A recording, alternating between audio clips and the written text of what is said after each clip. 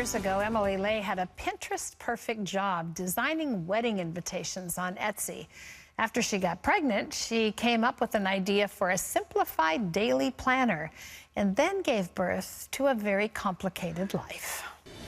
Like so many women, Emily Ley has felt the pressure of trying to do it all and do it all perfectly. She's an author, the founder and creative director of a multi-million-dollar business, and a busy wife and mom of 3. After a while, the pressure of juggling everything became too much for Emily to bear. I decided that I'll hold myself to a standard of grace, not perfection, that I was going to just be the best I could be and make the important stuff happen. In her new book, Grace, Not Perfection, she shares biblical wisdom and practical steps that will help you simplify your routine and make room for what really matters. Well, Emily Ley is here with us now, and we welcome you to the 700 Club. Thank you for having me. Your book is so pretty. We said it looks like Kate Spade. Thank you. What a compliment. Grace, Not Perfection. Talk a little bit, Emily, about the perils of perfection. It's so difficult. I feel like as women, in any season of life, we're trying so hard to have it all together. And to portray that to the world as well. Today, don't you think, with, you know, we mentioned Pinterest, but with Pinterest and Facebook and just all of these ways that people share every jot and tittle of every creative moment they ever have, I mean, there's such pressure to create those things for yourself, for your children, for your family. And how did you work your way through that? Well, when my son was born, and then later when my twins were born, I found myself wanting to portray this image. And I understand image so well as a brand owner, but I wanted to portray this image to the world that I had it all together and that life was very easy. But in reality, it was hard. And God was teaching me something very deep in that season, that I have everything I need with grace, and it's free. And it's free for all of us to embrace, and it feels so good. And some of that quest for perfectionism, I think, is wanting to give ourselves self-esteem and self-worth, but you don't really wind up with it after you give in to that, do you? No, I think we beat ourselves up a lot. You know? I do too. Yeah. At one point you say in your book you went into what you called the captain mode. Yes, captain How'd that mode. work for you? Didn't work very well. I ended up with a big crash and burn, actually. Yeah, I think we all very much try to be in control. And God tells us that we don't have to be. That's the beautiful part of it. Together. Right. Yes. Yeah. Actually, in some ways, we're not supposed to be at all. No, I mean, not at every all. day to be a fresh thing. You say that every parent of young ones needs to hear this. I love this. Savor the circus. In my house, we have a sign that says, "You call it chaos, we call it family." I love that. I need that sign. How did you learn to savor the circus? When your kids are young and meals need to be cooked and the house is dirty and you're tired, how did you savor that? Well, I think there's 2 ways. The first way is we found rhythms and routines that worked for our family. Systems that were practical and easy and that we could easily implement with the 5 of us. I also think that I had to just learn how to be comfortable in the mess and be comfortable just sitting down and letting the dishes be dirty and the laundry pile up. And That's sometimes so it's all that hard if you're an matters. order person. Yes, it is. You know, I like to have everything, a place for everything and everything in its place. And I too have been cured of this.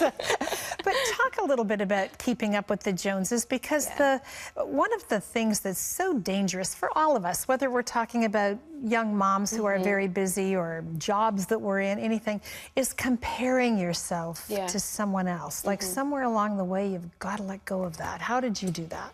You know, I think for many years I told myself that if I wasn't busy, I wasn't measuring up. If I wasn't filling my days and trying to keep up and trying to compare, then I wasn't worthy.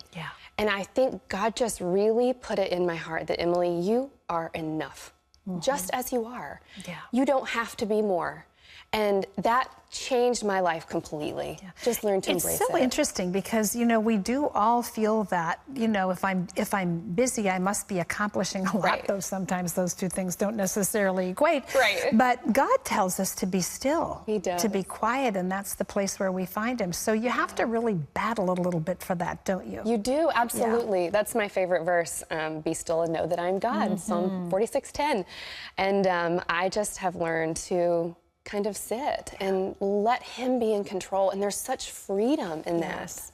And yet, for all the things that we're talking about, life does happen, and there are responsibilities, and there has to be some kind of structure to what we do. You've put together a personal planner. How did you decide what to include in it? I designed the Simplified Planner very minimal on purpose, because I think women need a fresh start every day. A place where they can manage their appointments, their to-do lists, what's for dinner. So we just included those 4 basic things on every page. And because every woman leads a different life, she can use it to her needs. You use Sunday to kind of help prepare. I'm sure you have time with the Lord, but also to prepare for the coming week. How do you do that? Well, Sunday afternoons in our house are spent just getting ready for the week ahead. So we stock the fridge, we make the lunches, we fold all of the laundry. We pick up the house, and we get everything back to square one so that you can start the week ahead. On Monday. Yes. Yeah. You also talk in your book about the value of community, and I think this is important for men too, though I don't think they're as used to having it as women, and it's unfortunate because the support that comes from good friends really makes a difference, doesn't it? It does, and I think that it's biblical also that God asks us to be in community with each other and to have that fellowship. I have friends today that I could have never dreamed of having in the past.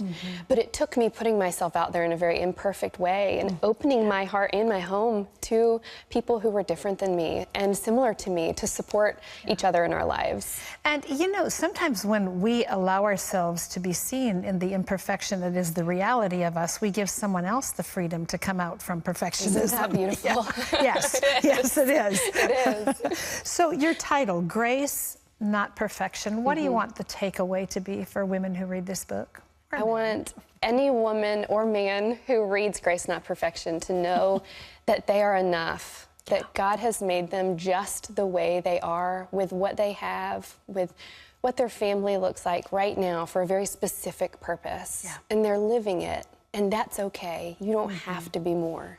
It's very well written. It's a fun book to read because you share very clearly how you got to hear from there. Yes, it's a daily battle, but yes.